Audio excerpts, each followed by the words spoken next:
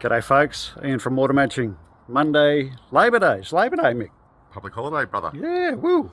Exciting day today. We're going to go under a house. Yeah, we're rolling. So we're going to go in here and we're going to put a new stump in. So this is a mate's house, Michael. He's down the road. He's discovered a very springy, bouncy spot in his kitchen lounge / area. Anyhow, he's gone under the house and we're going to re-stump it today. Enjoy. Hopefully we get something out of it. In goes tools and equipment. Okay.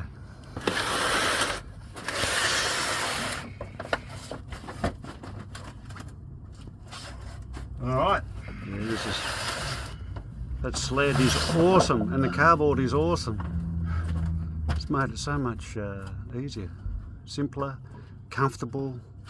Might spend a day down here, Mick. Nice and cool. It's cool, mate. So another 37-degree day today. And the bodgy builders who put it in, more clearly, it only goes into the ground. The mill? Yeah. So, well, that might have been okay back in the day because it's probably down to like a clay level of, you know, once it gone past the topsoil. that's not the original, because I got down to this original base plate and pulled out, I don't know, somewhere here, an original piece of the original stump. It was only a tiny little thing. Little small stump. So, yeah, I mean, I've got a bit of springiness here between the kitchen and the lounge room. All right. And this will fix it. Looking good. All right, we've got to drill a hole. Let's go. There we go. So, just drilling a hole in the centre of the bearer there. Okay, just a quick little bit here. So, there's the hole. The post is currently being suspended. There's the steel rod, and we're just crimping it over now. Righto, so the post is hanging. It's been crimped over. Mick's just levelling out the ground a little bit here. Just going to use that old base plate that he found under the house here. And then we're going to set up the jack and just take a little bit of weight, and then we'll go outside. It's too early for a beer, so we'll go outside, have a cold water, a bit of a rest, mix up some concrete, and we'll be back. Trying to keep this video short and concise, unlike my other ones. Alright, so I've got the base plate, which is going to carry the timber and the jack. We've got a little level here, although not critical. We've got the base plate fairly level in one direction. That doesn't look like it's too level, but it is. It's very close, and the same that way. So that's important because the jack's going to sit here for, you know, maybe a week or so until the concrete cures. Okay, so we've got the jack in position. We've got a timber on top to help spread the load a bit. This reminds me of an earthquake in Newcastle in 1989. I went to Newcastle in 1990 from where was I? I was in Sunshine Beach near Noosa. Went down to Newcastle and spent 3 or 4 years down there after the earthquake. We were under houses, replacing brick piers, just like this. Oh, I reckon that's good, because I just heard a bit of a creak. Snack. So we jacked it, you know, probably a few mil, and we're getting a little bit of a snap, crackle and pop out of the house. So we're going to stop there and mix up some concrete and tip into the hole, and happy days. Job will be done. Good stuff, Mick. All right, so I mentioned to Mick, and Mick, by the way, he's not in construction. Mick's a I won't elaborate on what Mick does for work, but he's not in construction. But he's a very handy man. And I said to him yesterday, well, grab some Rio. So I come around today and have a look at the shape of the Rio. It's perfect. Even I would not have done, I'm not saying even I think that's probably better than most builders or concreters would even do. So that's going to go underneath the stump, inside the concrete, obviously. So there's about, we want 40 or 50 mil away from the soil around that steel so it doesn't rust out. That's similar to Australian standards for concreting. So there's either 40 or 50 mil coverage of the steel from the edge of the concrete, and that's going to be about 15 or 20 mil down from the bottom of this concrete post, which is okay. It's all good. We're going to be covering that with concrete, and that's our reinforcing, or Michael's reinforcing for the hole. So that's a great little job, Mick. Well done, mate. All right, so we just come out of the hole. I'll tell you what, that sled has worked an absolute treat. I'm just sitting here thinking to myself, if I was doing this at home at my house, I don't think I would have thought of a sled. Maybe I would have, but I don't think I would have. So that's really quite clever, handy, helpful. Right, I can't help myself. I can't help myself from talking, but we're on the red light at the moment. We're stopped. We're having a little break. Okay, so we're about to mix up some concrete. There's a lot of builders and stuff that might look at this and go, "What are you doing, measuring water and stuff like that? That's not how you do it." This is for your home handyman. There is instructions on the back of this that says one bag will need approximately 2.4 litres of water. And we've decided we're going to go with that, those 2 litres there now, because you can ruin your concrete if you get too much water in there. And what I've seen over the years is people become impatient when they're mixing their concrete or their mortar or mud, and they start splashing water in, and then before they know it, they've got a great big wheelbarrow full of sloppy goo, which is no good to anybody. And that weakens the strength of everything too. So especially for your home handyman, you do it yourselfer, it would pay to go with the instructions. And I've just thought of something else. So what we're going to do with the barrow, it's currently pointing up the hill. We're going to turn that around, and we're going to put the water down in the nose, and we're going to put the bag up at the back, and we're going to slowly add the concrete to the water and not the water to the concrete mix. You'll see what I mean next. So here we go, we've got the water in the barrow. Not the whole lot, it mentions 2.4 litres. We've put in 2 litres, turned the barrow around, different orientation. Now we're going to add the concrete mix to the water.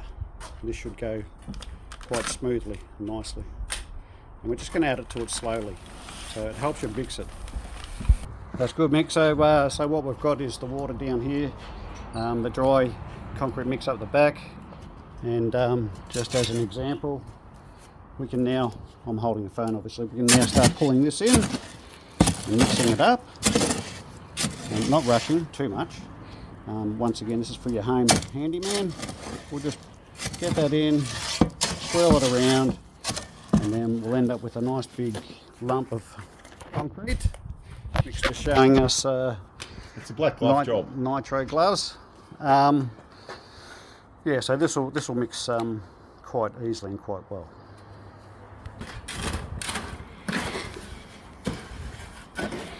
So here, just adding the dry mix and mixing them, not too quickly. So if you come in close, you can see, Michael, there's still some dry parts in there. If I pull all of that down, it's going to make it harder. So if you just take an extra 30 seconds, you get all this dry powder down. Nearly there already. Yeah, so take your time, get everything down. I'm just going to go underneath. There's a bit more to put together, and I'll get some water in here. So still dry stuff underneath, so that's why I went in underneath. Looks easy, but you actually need to really stir this up. The idea is to have water right through the mix. Everything needs to be down. And that's about it. I'm going to pull the rest in now and mix it up, but a couple of things I want to talk about very quickly. This is called concrete, right? A lot of people that aren't in the construction game don't really understand what concrete is. Concrete is stones or aggregate. Yeah. So we've got stones. That's probably 7 mil minus aggregate. It used to be called 1/4 inch minus. We've got sand in there, so that'll be fairly clean sand, washed sand. So all the clay and stuff is washed out of the sand. So we've got aggregate, sand, and cement. So cement. A lot of people call concrete cement. Cement is its own thing. It's a bag. It's a product. Goes into a bag. Gets mixed with sand and stone to form concrete. Cement gets mixed with sand and lime to form mortar. There's no stones. Cement gets mixed with lime, 3-to-1 to form things like old school render, things like that. So the cement has to be damp within the mix, because that turns into the glue which binds everything together. So you've got big rocks, you've got big rocks, you've got little rocks, tiny little pebbles and stones, and then you've got really fine sand, and then you've got really fine cement. All of that comes together, if mixed properly, and forms a solid mass. So it forms a rock. That's why concrete is so strong. That concrete, under pressure, can crack if it doesn't have reinforcing. That's why, most concrete has steel rod in it to reinforce it, so that it doesn't fall apart and crack and break. So that's the whole thing with concrete. I'll just quickly go over it. I won't go any longer. That's enough. And the mix is okay. So that's very thoroughly mixed. I'm just going to go over a couple of things. So you can see what happened. I had the orientation of the wheelbarrow downhill. The wheelbarrow is built so that the floor slopes down anyhow. That's what wheelbarrows do. We had the water down at the low end. We had the cement, concrete mix up the high end. Put the water in. We added the concrete. That's very thoroughly mixed. One thing I want to point out is the bag said approximately 2.4 litres of water. We put 2 litres of water in.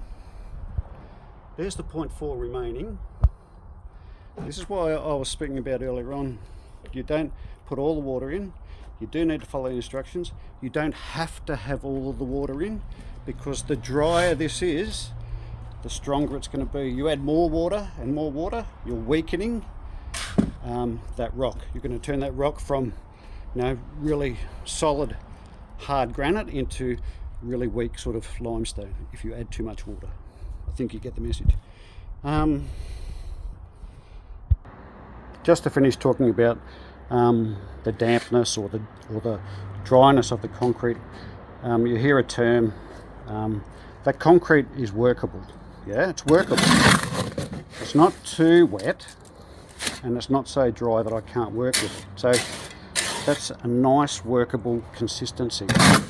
I can form shapes with it. When you hear about concrete and slump is something like this. It's nowhere near how technical it is. It's way more technical than this, but a slump is putting something concrete down in a test, and depending on how much it falls away, like slumps, that's a strength indicator for concrete. So anyhow, that'll do. I'm carrying on. Righto, so we've got half of the concrete, maybe a bit more, in a bucket. We could put it all in there, but by the time we fool around with it, we'll probably spill half of it. And the other thing I want to talk about is myself and Michael, we're not spring chickens anymore, which I keep banging on about. So a lot of people that do their own home renovations are not usually young people, middle-aged or getting on towards the latter part of their working life. So you've got to take it easy, and sometimes that's really hard if you're a tradesman, because you're used to doing something one way, and usually that's flat out and as big and as heavy as you can do it. So, but when you get on, you've got to slow down. You've got to look after your back, etc., your body. Okay. Okay, we're heading back in with that half a bucket.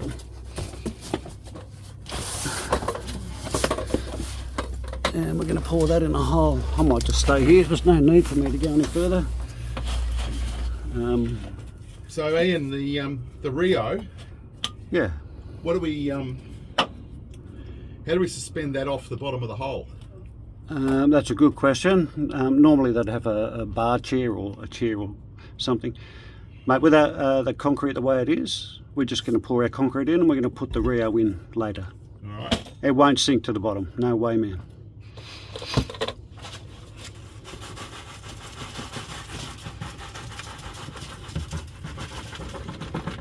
Alright, there's the first half bucket. Okay, there goes bucket number 2, which is actually the second half bucket, so one bucket all up. I don't think there's a need for me to head in there this time. Once again, I'm doing that because I need to think about my my back. Alright, so Mick's emptied that. We need another bag, which he bought, thankfully. We thought we'd need 2 bags. We only mixed one up initially, just in case we didn't need any more. Then he would have been able to return that, which would have reduced the cost of the project, which is only going to be about 40 bucks anyhow, in materials. Anyhow, we're going to mix up another bag of concrete. Okay, so we're nearly done. That's the second bucket of concrete gone in. So we're supported at the top. It's up nice and tight, especially on this edge. It's going to drop down. You can see about a millimetre gap there. That will drop once the jack is released. That's all good. We've got concrete underneath, 2 bags of concrete. Just going to jiggle that a bit. So what I'm doing there is just jiggling that around a bit. You don't want to overwork your concrete. You might hear me mention this on the mortar videos when I'm doing mortar matching. I talk about working the mud too much, or I think I used the term tamping or tapping. The more you play with it, what happens is the bigger particles, the stones, and the bigger and the next size down, they all start sinking.